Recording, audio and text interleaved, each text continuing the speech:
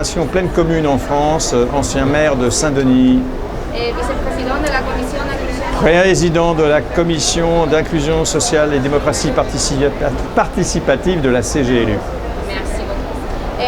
Pourquoi c'est très important pour les gouvernements locaux et régionaux de se rejoindre dans un événement comme le sommet mondial de Rabat?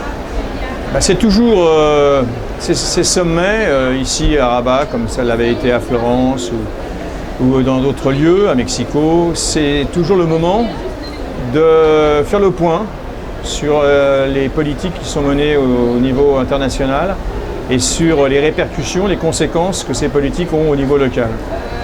Et de pouvoir échanger avec d'autres autorités locales sur des expériences que mènent ces autorités en direction de leur population. Il y a toujours beaucoup à apprendre des autres et ces moments-là font partie de ces moments où on peut échanger, où on peut apprendre de l'autre, où on peut créer, comme je viens de le faire avec la mère de Bethléem, de nouvelles relations.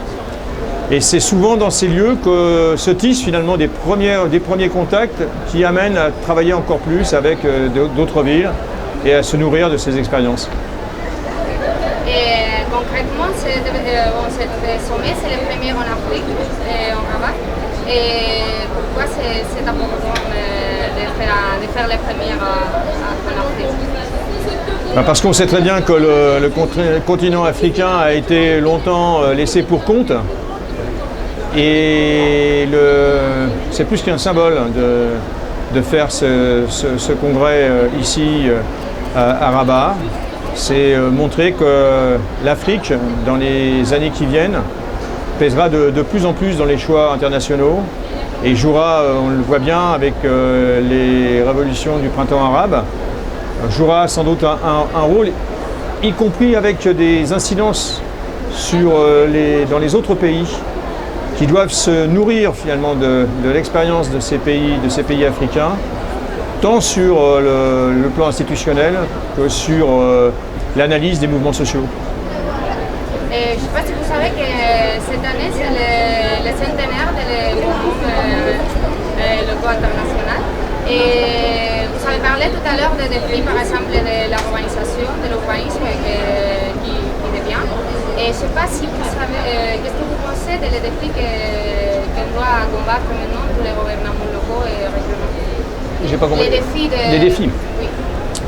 Les défis des gouvernements locaux sont nombreux. Alors, bien évidemment, il y a des défis qui relèvent plus du gouvernement planétaire ou des gouvernements des États ou des grandes régions. Je pense notamment aux défis climatiques, environnementaux. Mais même au niveau des gouvernements locaux, nous avons notre rôle à jouer sur ces défis. Mais bien évidemment, les défis les plus importants, au niveau local, ce sont les défis sociaux, économiques, sociétaux. La ville est le lieu à la fois d'énergie, de ressources, de richesses de ses citoyens, les citoyens qui la composent, mais aussi le lieu de souffrance, le lieu d'inégalité, le lieu de pauvreté qu'il faut combattre. Donc on est de plus en plus au niveau des gouvernements locaux devant nos responsabilités. Comment peut-on innover, produire des services qu'on appelle de base, qu'en France on appelle les services publics, qui permettent de répondre aux besoins fondamentaux des populations qui composent nos villes. Et est-ce que vous pensez si des gouvernements locaux on peut améliorer la qualité de vie des citoyens? Elle peut l'améliorer, elle peut aussi leur permettre de résister, elle peut leur permettre d'influencer les politiques nationales, c'est-à-dire qu'il ne s'agit pas de réduire la citoyenneté à une citoyenneté locale. Il faut que le citoyen soit citoyen à part entière, à la fois là où il habite, mais aussi avec une vision plus large, au moins au niveau national, et si ce n'est au niveau d'ailleurs planétaire. En fait, c'est toujours le global et le local, et cette articulation entre le global et le local. Donc il ne faut pas réduire le citoyen à une citoyenneté de proximité ou une citoyenneté locale. Il faut que cette citoyenneté elle puisse s'assumer sur les différents plans institutionnels. Donc les gouvernements locaux peuvent jouer un rôle, bien sûr, mais ils ne doivent pas se cantonner simplement à la citoyenneté locale. Et la dernière question, est-ce que vous pensez que c'est les gouvernements locaux qui peuvent contribuer plus le droit à la ville?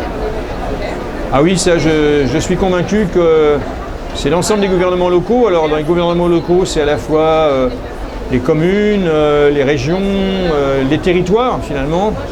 Ce sont les territoires qui peuvent le plus reconnaître aux citoyens le droit à la ville.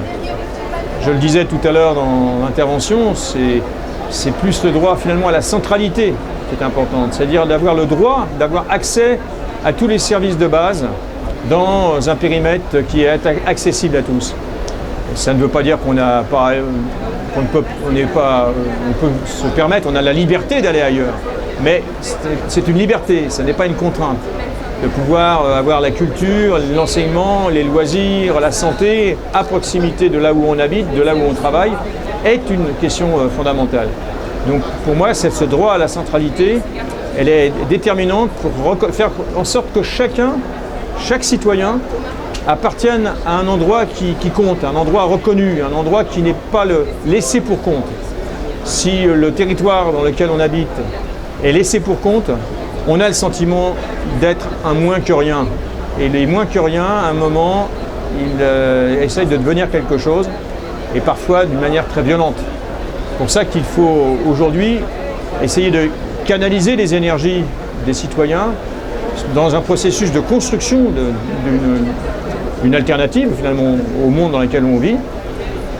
Dans le débat, c'est intéressant de dire qu'il faut passer du stade de protestation au stade de construction, de proposition, et que chacun y trouve sa place. Et ensuite, aux gouvernements locaux de prendre les décisions qui s'appuient justement sur ce que propose l'ensemble des citoyens, quelle que soit d'ailleurs sa fonction dans la ville. Il ne faut pas oublier qu'un citoyen, c'est un habitant, c'est un salarié ou un chômeur, c'est un usager des services publics, c'est un chef d'entreprise, c'est un universitaire, un chercheur dont on a besoin, parce que ces travaux vont nous instruire sur les évolutions de notre société pour la comprendre. Et cette compréhension, on a besoin de la confronter avec l'expérience du citoyen et l'expérience de l'élu. C'est tout ça qui fait ville finalement, c'est tout ça qui fait cohésion sociale, c'est tout ça qui peut permettre de penser le devenir de la ville comme un devenir meilleur pour chaque citoyen qui y vit. Ok, merci beaucoup. De rien.